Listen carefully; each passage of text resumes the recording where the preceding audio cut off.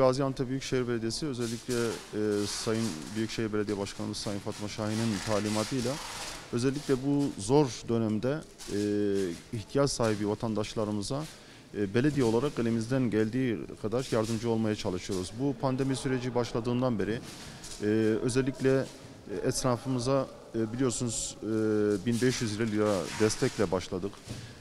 Yine 100 binden fazla gıda desteğimiz oldu ihtiyaç sahibi dar gelirli vatandaşlarımıza.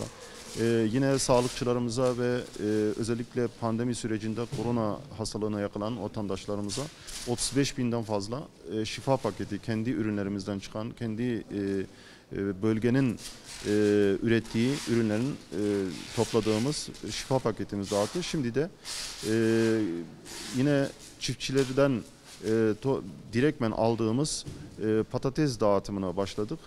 Şu an 750 bin kilogram, 750 tondan oluşan bir patates dağıtımını başlattık. Şu an ihtiyaç sahibi dar gelirli mahallelerimizde mahalleye girerken sokakta sağlı sollu bütün vatandaşlarımıza dağıtacak şekilde yaklaşık 100 bin haneye dokunmuş olacağız.